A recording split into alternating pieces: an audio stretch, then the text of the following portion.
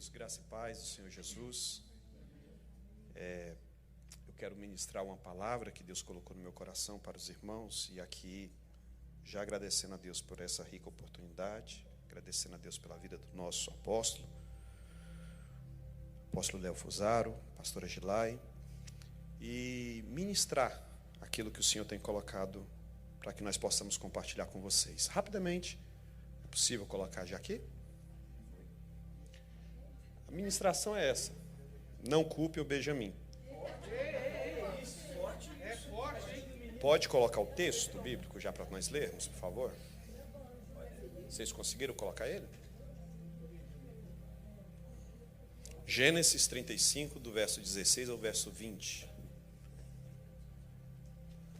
Gênesis 35, do 16 ao 20. O dia hoje foi um dia muito produtivo. Quero louvar a Deus pelo que Deus fez. Tive uma experiência muito maravilhosa vendo Deus fazendo o que fez hoje durante o dia. E aprendi uma lição muito interessante juntamente com a minha liderança, que existem muitos momentos da nossa vida que nós precisamos parar, esperar e permitir a nós mesmos ser guiados pelo Senhor e pelos líderes que Deus colocou na nossa vida. Existem coisas que nós queremos resolver com as mãos e não conseguimos. Então Deus coloca lideranças para poder fazer o que tem que ser feito. E quando Deus faz através deles, é bem feito. Eu entrei nessa reunião juntamente com o pastor Alexandre e com o apóstolo. E o apóstolo disse que tinha um propósito no coração e que Deus tinha que confirmar. E ele foi dizendo: eu quero isso. Ela diz: ok. Eu quero isso. Ok. Eu quero isso. Ok. Eu quero isso também. Ok. Isso. Ok. Não tinha mais jeito. Não tinha mais jeito. Deus fez algo maravilhoso. Queridos, o texto bíblico é esse. Fazendo a leitura com vocês rapidamente. Depois que partiram de Betel, rumaram para Efrata. Raquel, porém, sentiu fortes dores e entrou em trabalho de parto quando ainda estava à distância da cidade. As dores de parto aumentaram e a parteira lhe disse: não tenha medo, você terá outro menino. Raquel estava quase morrendo, mas com seu último suspiro chamou o menino de Benoni. O pai do bebê, no entanto, o chamou de Benjamim. Assim Raquel morreu e foi sepultada junto ao caminho para Efrata, ou seja, Belém. Verso 20, o último.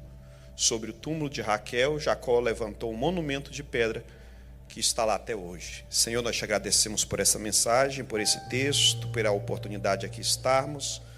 Fala conosco, em nome de Jesus. Queridos, o texto, ele está num contexto da vida de Jacó. Jacó havia voltado de Padã Arã, entrado na sua terra, de volta a Canaã, passado pelo Val de Jaboque, teve um encontro com Deus, uma reconciliação com seu irmão, e agora ele é trazido para um momento de vida com a sua família ao lado de Siquém, de uma cidade. Ali acontece um problema muito sério, a filha dele é deflorada, e Jacó entra em desespero porque dois filhos dele fazem um ato muito terrível, Simeão e Levi.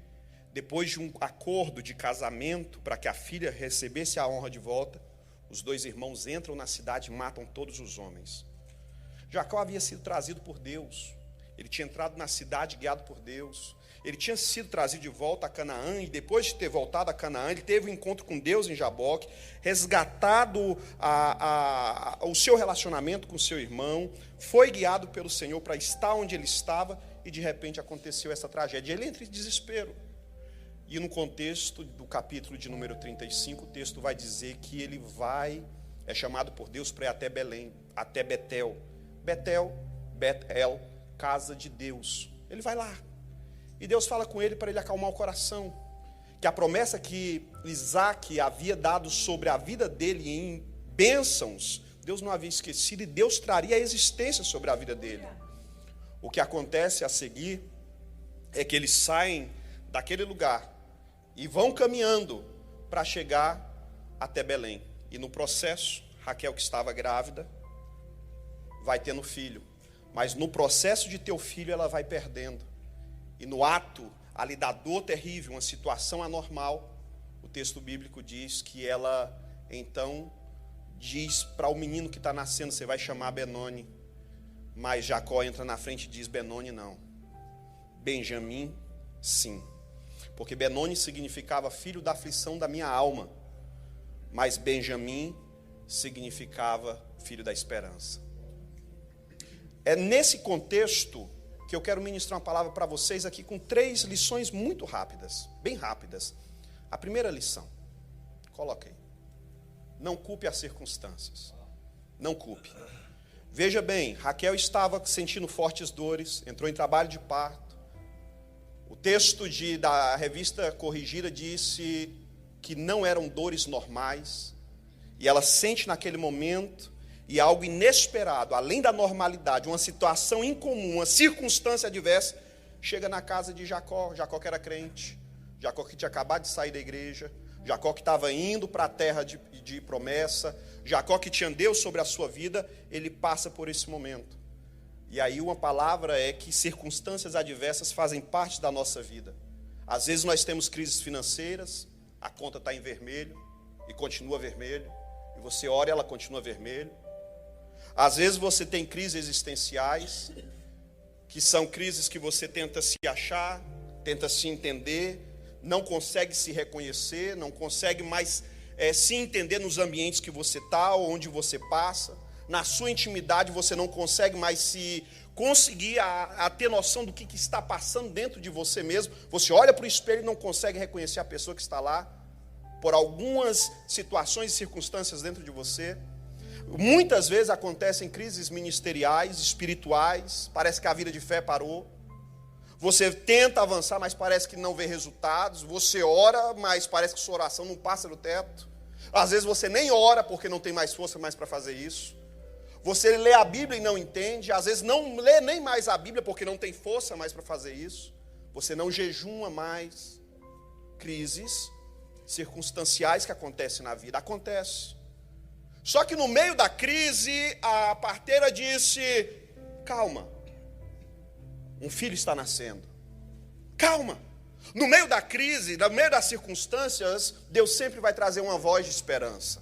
Por mais que algo esteja terminando, Deus está permitindo que algo novo esteja iniciando. Por mais que algo tenha passado, Deus está dizendo, passou, mas algo novo está nascendo. Aceite isso. Viva a expectativa nova, viva o momento novo, avance, creia, siga em frente. Às vezes é necessário mudar dentro de nós algumas coisas. O velho homem precisa morrer, as velhas atitudes precisam morrer, as inconsequências da nossa vida precisam morrer para que o novo de Deus nasça em nós. Raquel gritou, Benoni, filho da minha dor, mas Jacó se levantou e disse, não, Benjamim, filho do meu poder, filho da capacidade, filho da habilitação. Não culpe as circunstâncias. Não culpe o Benjamim. Segunda lição. Não culpe o inocente. E eu finalizo aqui. Raquel estava quase morrendo. Naquele momento, o texto bíblico disse que com seu último suspiro, ela chama o menino de Benoni. E o pai do bebê, no entanto, olha e diz, não, vai chamar Benjamim. Champlin vai dizer que esse aqui era um dos sinais uma das histórias mais lindas de amor que aconteceu no contexto sagrado. Jacó teve que trabalhar 14 anos para ter Raquel como sua esposa. E ele o fez, e a Bíblia diz que foram como poucos dias diante dos seus olhos. Não, pastor, ele trabalhou 7 por Lia e 7 por Raquel. Não. Ele trabalhou 7 anos por Raquel, foi enganado, mas trabalhou mais 7 anos por Raquel também. 14 anos no total. Foram passados rapidamente, ele muito amava. Embora que a sua primeira esposa Lia tivesse tido 6 filhos, Raquel era a esposa amada. Ela teve apenas um, José. No dia que teve o menino, ela chama ele de José porque ele estava dizendo, eu ainda vou ter outro filho. E essa era a expectativa. Ela era o consolo do coração dele. E naquelas circunstâncias, naquele momento, o amor de Jacó estava sendo levado. A sua esposa amada estava sendo levada. Se o menino cresce, o rebento cresce, sabendo que seu nome é Benoni, filho de dor, filho de aflição, o menino teria crescido traumatizado. Se o pai o chama só de Benoni, talvez a mente do pai traria talvez um sentimento de culpa, de rejeição pela vida do menino. Mas o pai olha e diz, não, ele vai ser chamado Benjamim. A lição aqui é que nós não podemos culpar os inocentes. Há maridos que culpam esposas pelo fracasso do casamento. Há esposas que culpam os maridos. Há filhos que culpam os pais. Há pais que culpam os filhos. Eu não consegui estudar porque eu te tive. Eu não consegui realizar sonhos porque você veio e ainda era muito novo. Pais que criam situações. Irmãos que acabam culpando patrões, gerentes, sócios de negócio, companheiros de trabalho. Não estou tendo sucesso na minha vida profissional por causa de fulano, de ciclano. Pessoas que culpam os irmãos na fé, dizendo, eu não tenho comunhão com os meus irmãos da igreja, eles não se aproximam de mim, eles não me dão oportunidade de caminhar com eles. E cristãos dentro da igreja que culpam seus pastores. Eu estou passando batalha espiritual na minha vida, a culpa é do meu líder tal e do meu líder tal. A culpa é do meu pastor que não me vê, a culpa é do ciclano que não me vê, não ora por mim, não está comigo. E nós vamos culpando pessoas, e a lição aqui é, não culpe o inocente. Jacó amava Raquel que morreu, mas ele não culpou o recém-nascido. O recém-nascido era bênção e não maldição. Benjamim era fruto de oração e Deus havia dado. A palavra final para você é, seu marido e sua esposa não são maldições na sua vida. Os seus filhos são bênçãos dos céus dados por Deus. Os seus patrões, gerentes, sócios, colegas de serviço, são pessoas que têm abençoado a sua vida. Seja grato por isso. Os irmãos de sangue e de fé são bênçãos de Deus numa terra frutífera para a sua vida. Se você ainda não recebeu o que espera deles, faça você o que você quer receber. Faça o cuscuz e convida o pastor Décio, o pastor Joel. A gente vai lá comer. Faça e prepare aquilo que você quer receber. Tá? Faça isso. Seus líderes espirituais não são morte. Seus pastores são bênçãos e vidas para vocês. Bênção de vida para vocês. Fontes de bênção para cada um de nós. Recebemos uma palavra nessa noite. Daqui 7 dias nós teremos testemunhos. Não culpem o inocente. Talvez o menino poderia ter sido chamado Benoni, filho de tristeza e morte. Mas Jacó olhou e disse, não, Benjamim, filho da minha destra, honra e justiça. Que Deus te abençoe. Agradeço a Deus pela oportunidade. Apóstolo. Mais uma. Última lição.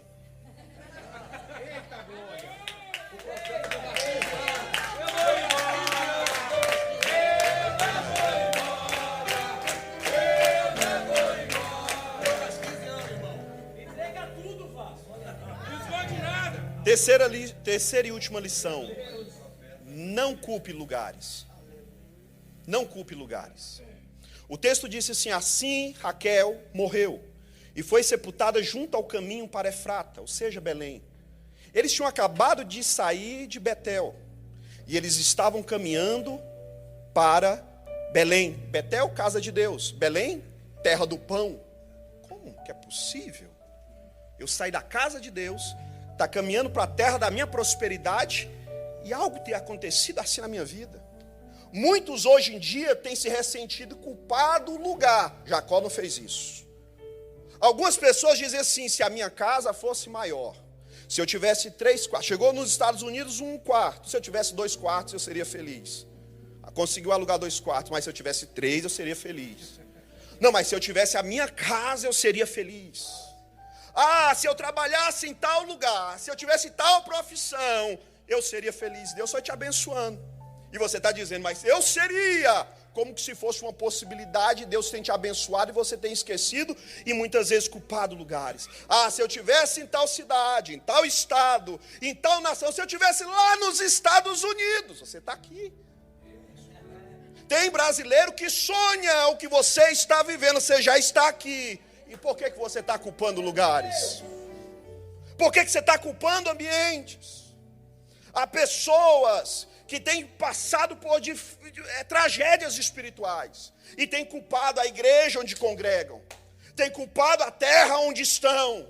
E deixa eu dizer uma coisa para você: se a sua ótica for mirrada, os seus resultados serão mínimos. Mínimos! Há uma história que conta no século XIX, quando os pioneiros saíam da costa leste, iam para a costa oeste.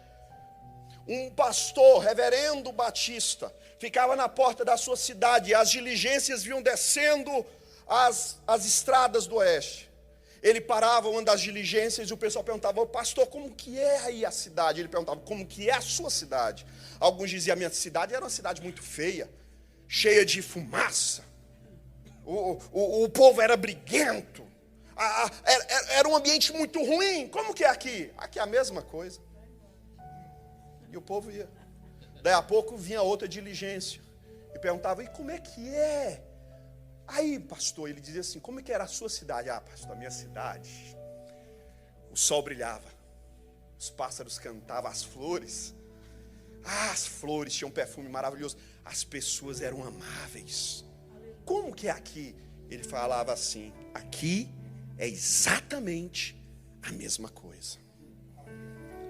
Se a sua ótica for mirrada, seus resultados serão mínimos.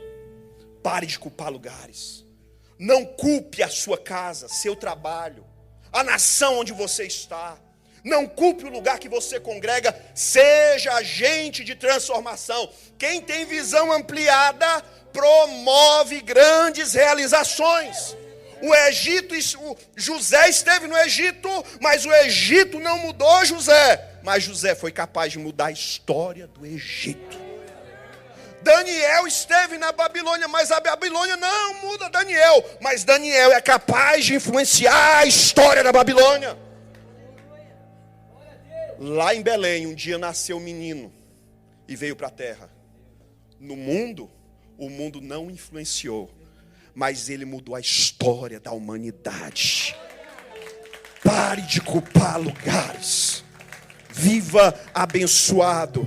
Ele poderia ter dito: Benônia, terra da minha aflição. No entanto, ele disse: Benjamim, lugar da minha prosperidade. Deus abençoe. Muito obrigado, apóstolo.